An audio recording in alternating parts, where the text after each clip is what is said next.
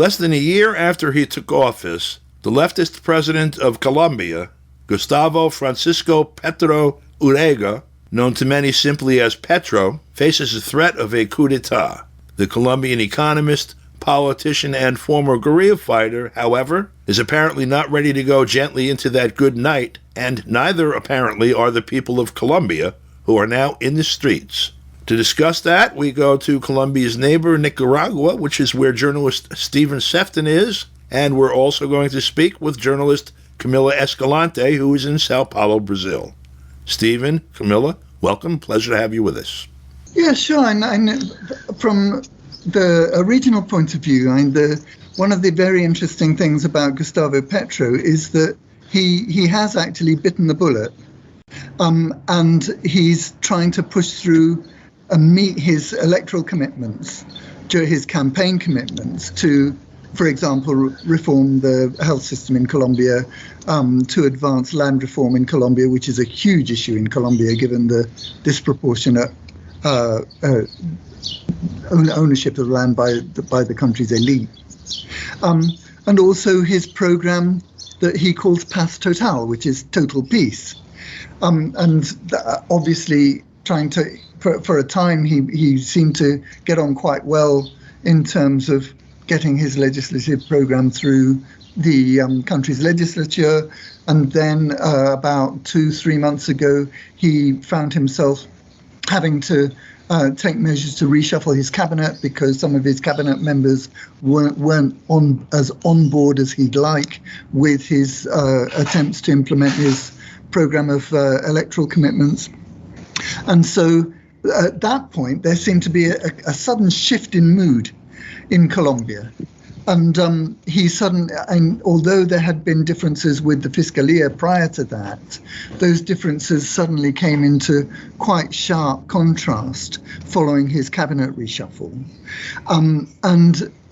Now, over the last couple of weeks, there have been a couple of largely media-inspired incidents. And I think Camila explained to us before we started recording that one of the main media outlets behind these attempts to discredit Gustavo Petro through former associates is from the right-wing Semana media outlet.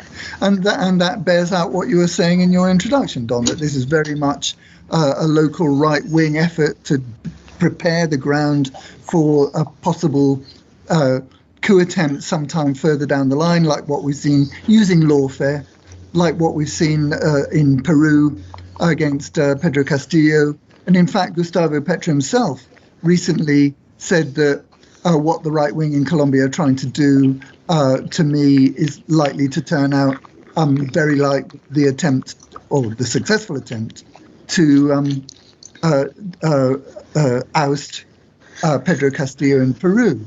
But I think it's really important to put this in a broader context, because what's at stake, especially after the summit in Brasilia that I think we discussed in our last program, which was an attempt to revitalize South American union, the union between the different South American countries. And that's what's at stake. And you can see the global significance of that, and Colombia's very important role in Latin American terms in that, by the fact that, for example, the president of Iran, will be visiting Cuba, Nicaragua, and Venezuela this coming weekend. And shortly after that, Ursula von der Leyen, the president of the European Union, will be visiting Mexico, Brazil, Argentina, and Chile. So you can see that there's in the current context, the realignment of majority world countries, given the rapidly developing international changes in international relations, is very much coming to Latin America. And so when we look at the stuff that's happening in Colombia as regards Gustavo Petro, we should try and remember that that's in the overall context in which all that's taking place. Yeah. Yeah, and I believe that, the other governments are going to have to begin to take notice, because what the United States and Washington, the EU want is they want to completely subvert the sovereignty and independence and ability to self-govern of all of these countries. They want non-governments. It's not really that they want a right-wing government over a left-wing government. Obviously, they need a neoliberal figure there, an administration, to implement what they would like to see there. But most of all, they want there to be a complete absence of any sort of independent government in these countries, and that's what they have in Peru with this coup government, but it's also what they have in Ecuador with Lasso, who is being found now to have committed different acts of corruption. And so right now, these other sort of countries that may not have been so precisely aligned with, for example, the Bolivarian Revolution or Cuba or the Sandinista Revolution, such as Honduras and Mexico and the government of Colombia, which were elected with a very strong mandate for a very progressive agenda and a lot of different policies that would very fundamentally change these countries for the better. They're now under attack for not following Washington's line.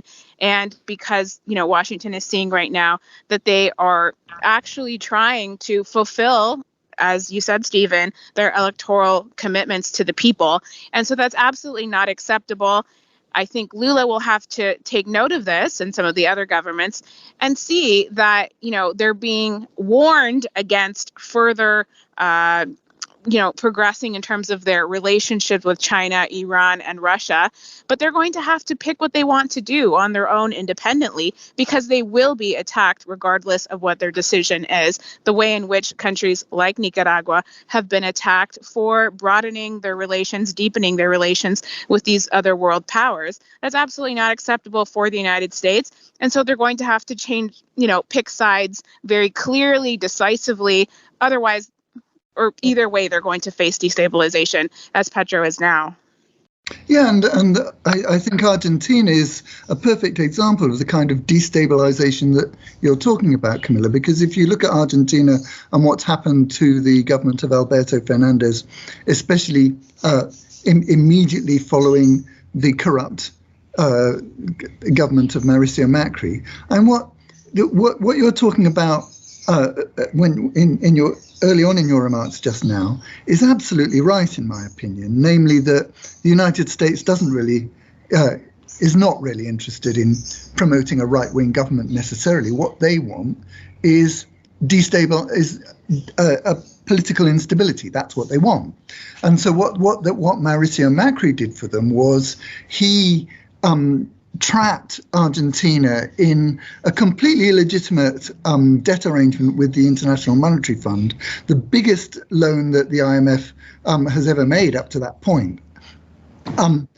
Several tens of billions of dollars that was negotiated very improperly, not following the established procedures.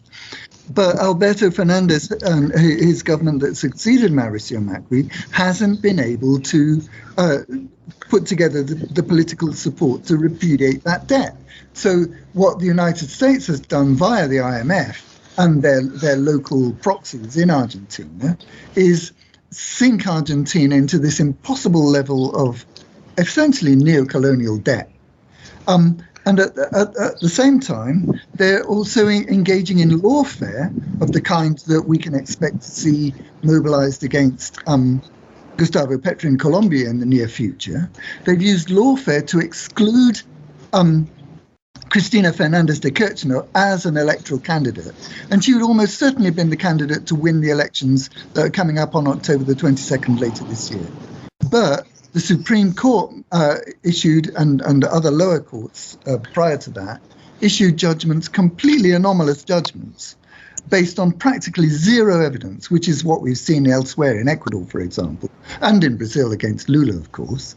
And now she can no longer be the candidate, which weakens the appeal of the Peronist movement electorally, and gives a strong hand to the right wing in these upcoming elections in Argentina. So you're right, Camilla. And the United States is using these different levers to create destabilization, and it's difficult to see how Argentina is going to kind of untangle itself from the neo-colonial relationships that it's now trapped in. I appreciate you guys as usual, and we look forward to speaking with you again next week. Thanks a million, Don. Thank you. Thank you. For KPFK, I'm Don DeBar.